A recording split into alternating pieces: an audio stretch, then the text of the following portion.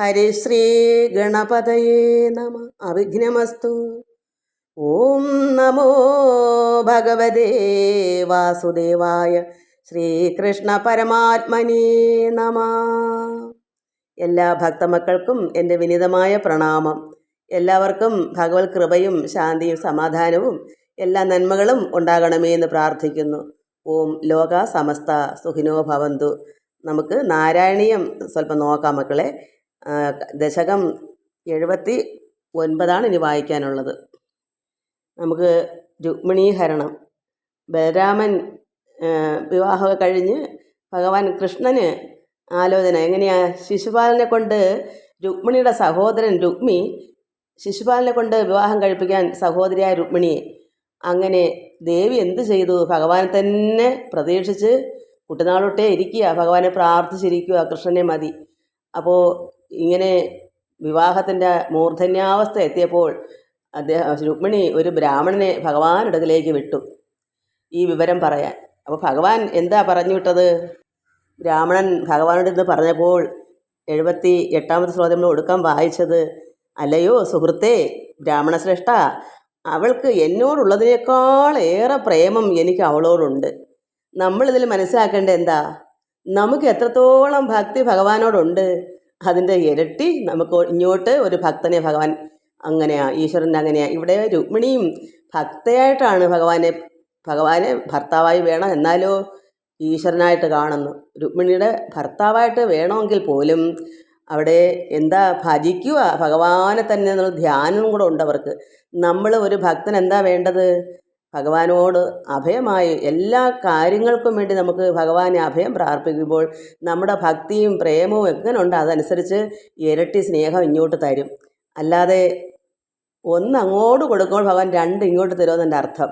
അതുകൊണ്ടാണ് പറഞ്ഞത്, എന്നോടുള്ളതിനേക്കാൾ ഏറെ ഇഷ്ടം പ്രേമം എനിക്ക് അവളോടുണ്ട്. അതിനാൽ രാജാക്കന്മാർ കാണുക തന്നെ ആ സുന്ദരിയെയും എൻ്റെ പ്രിയയുമായ രുക്മിണിയെ ഇങ്ങോട്ട് കൊണ്ടുപോരുന്നുണ്ട്, ഒട്ടും വിഷാദം വേണ്ട. ഇങ്ങനെ ബ്രാഹ്മണനോട് പറഞ്ഞു. അങ്ങനെ ബ്രാഹ്മണൻ ഈ വാർത്ത സന്തോഷത്തോടു കൂടി കേട്ടു. ആ ബ്രാഹ്മണനൊപ്പം തന്നെ രഥത്തിൽ കയറി അതിവേഗത്തിൽ കുണ്ഠിന നഗരത്തിൽ എത്തിച്ചേർന്നു ഭഗവാൻ. അങ്ങനെയുള്ള ഭഗവാനെ നമ്മളും പ്രാർത്ഥിക്കണം. നമ്മുടെ രോഗങ്ങളും ഭട്ടതിരിപ്പാട് എന്താ ഇതൊക്കെ പറഞ്ഞിട്ട് എല്ലാവർക്കും അസാധ്യമൊന്നുമില്ല ഭഗവാനെ കൊണ്ട്. എന്താണ് മറ്റവർക്ക് ആവശ്യം? അസാധ്യവും സാധ്യമാക്കി കൊടുക്കുന്ന ഭഗവാൻ. അപ്പോൾ ഭട്ടതിരിപ്പാടിന് അറിയാം, ഇങ്ങനെയെല്ലാം ചെയ്ത ഭഗവാനല്ലേ കൃഷ്ണ, ഗുരുവായൂരപ്പ, ഇങ്ങനെ എന്തെല്ലാം കാര്യങ്ങളാണ് ഈ ലോകത്ത് ഭഗവാൻ നേടിക്കൊടുക്കുന്ന എല്ലാവർക്കും.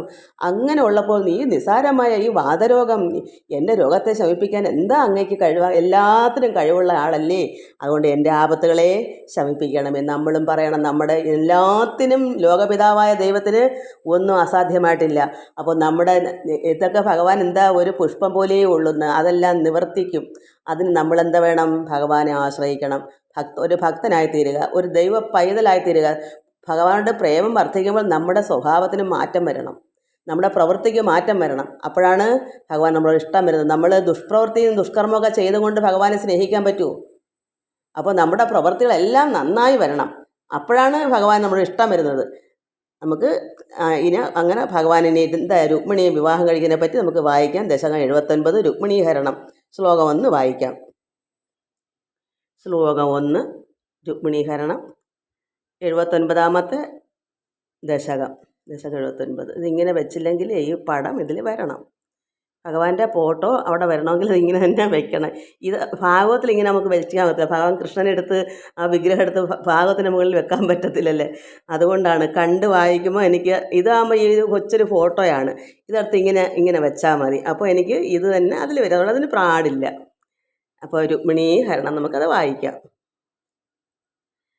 ബലസമേത ബല അനുഗതോ ഭവാൻ പുരം അഗാഹത ഭീഷ്മകമാനിത ദ്വിജസുതം ത്വദുപാഗമവാദിനം ഹൃദരസാ തരസാ പ്രണനാമസാ.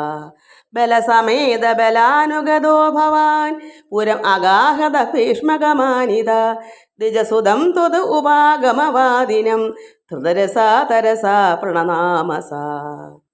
ഇവിടെ ഭഗവാൻ അങ്ങനെ രാമനോടൊപ്പം ഒറ്റയ്ക്കാണ് പോയതെന്ന് മനസ്സിലാക്കി ബലരാമൻ.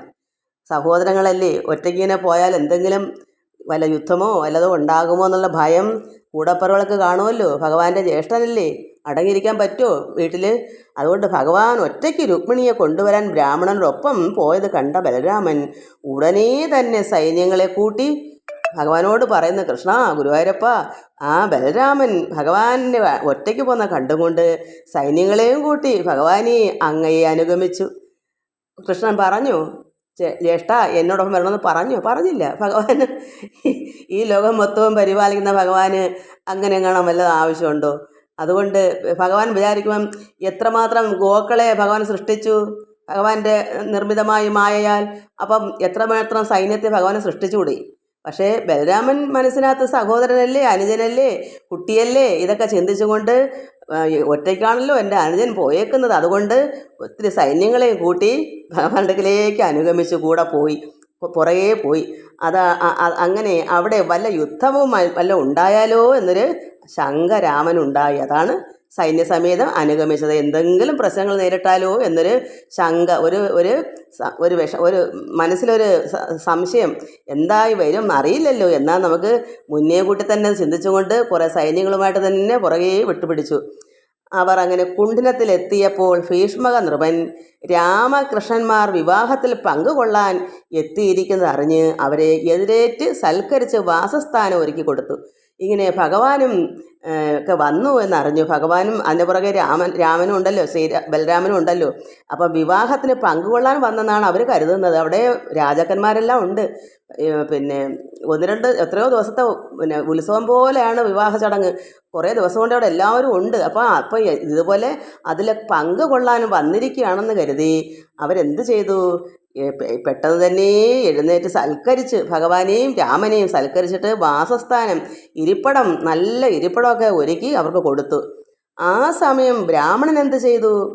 ഭഗവാനടുക്കലൊന്നും നിന്നില്ല. ബ്രാഹ്മണൻ പെട്ടെന്ന് തന്നെ രുക്മിണിയുടെ ഈ പുരത്തിലെത്തി. രുക്മിണി എവിടാ വസിക്കുന്നത് വെച്ചാൽ ആ സ്ഥാനത്തേക്ക് ചെന്ന് ഭഗവാൻ ഇതാ എഴുന്നള്ളിയിരിക്കുന്നു എന്ന വാർത്ത രുക്മിണിയെ അറിയിച്ചു. ഭഗവാൻ പെട്ടെന്ന് തന്നെ ബ്രാഹ്മണൻ്റെ കൂടെ തന്നെ പോരുന്നല്ലോ.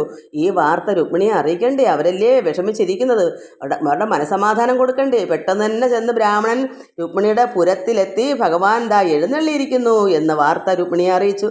സന്തുഷ്ടയായ രാജകുമാരി ആ ബ്രാഹ്മണനെ നമസ്കരിച്ചു.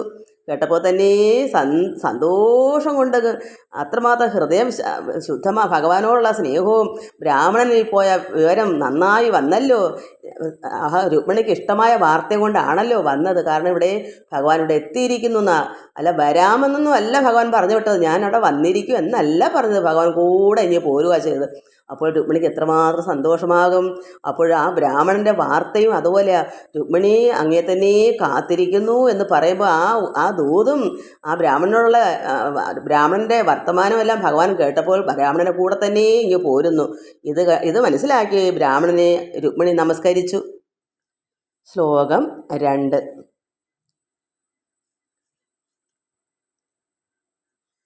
ഭുവനകാന്തം അവേശ്യ ഭവതു വപുർ നൃപസുതസ്യ നിശമ്യ ച ചേഷ്ടിതം വിപുലഖേദജുഷാം പുരവാസിനാം സരുദിതർ അഗമൽ നിശാം. ഭുവനകാന്തം അവേശ്യ ഭവതു വപുർ നൃപസുതസ്യ നിശമ്യ ച ചേഷ്ടിതം വിപുലഖേദജുഷാം പുരവാസിനാം സരുദിതർ അഗമൽ നിശാം.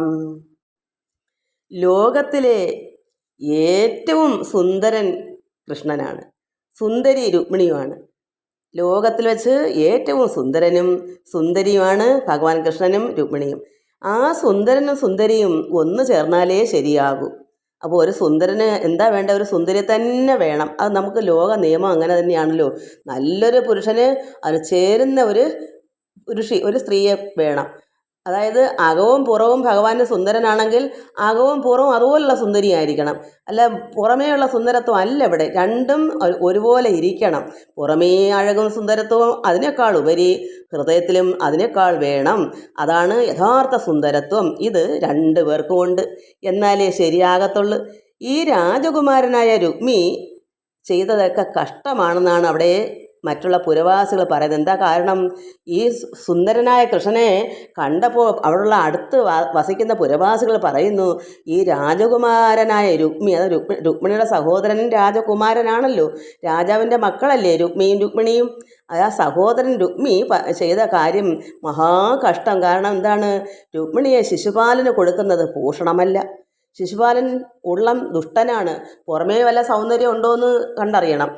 പക്ഷേ അവൻ മഹാദുഷ്ടനാണെന്ന് ഈ അയൽവാസികളും പുരവാസികൾക്കൊക്കെ അറിയാം, അവിടെ ഉള്ളവർക്കൊക്കെ അറിയാം. അതുകൊണ്ട് എന്തിനു വേണ്ടിയാണ് ഈ രുക്മി, അതായത് സഹോദരൻ ഇങ്ങനെ ചെയ്യുന്നത്? ഇത് മഹാകഷ്ടമാണല്ലോ. രുക്മിണിയെ ശിശുപാലന് വിവാഹം കഴിച്ച് കൊടുക്കുന്ന ഒരു ഭൂഷണവും അല്ലല്ലോ, ഇത് ശരിയുള്ള കാര്യമേ അല്ല. എന്താ ഇങ്ങനെ ഈ സഹോദരനായ രുക്മി ഇങ്ങനെ ചെയ്തത്? അത് മഹാകഷ്ടമാണല്ലോ. കൃഷ്ണനുമായി വേണം രുക്മിണി വിവാഹം നടക്കേണ്ടത്. ഇത് കൃഷ്ണൻ അവിടെ ചെന്നപ്പോഴാണ് പുരവാസികൾ നോക്കുമ്പം എല്ലാം കൊണ്ടും അകവും പുറവും എല്ലാം ഭഗവാൻ തേജസ് കൊണ്ട് നിറയ്ക്കുന്നു. ഉള്ളത്തിലെ തേജസ് മുഖത്ത് കാണുമല്ലോ. അകത്തെ സൗന്ദര്യം പുറമേ കണ്ണാടി പോലെ തെളിയും മുഖത്ത്. അപ്പം അവിടെ ഉള്ളവരെല്ലാം അത് മനസ്സിലാക്കി. ഭഗവാനെ കണ്ടപ്പോൾ, കൃഷ്ണനെ കണ്ടപ്പോൾ രുക്മിണിയും അതുപോലെയാണ് സൗന്ദര്യം പുറത്ത് വരുന്നത്. ഉള്ളിലെ ആ സൗന്ദര്യം മൊത്തവും രുക്മിണിയുടെ പുറമേ കാണുന്നു. അപ്പോൾ അവരെല്ലാം തീരുമാനിച്ചു, രുക്മിണിക്ക് ചേരുന്നത് ഭഗവാൻ കൃഷ്ണനാണ്.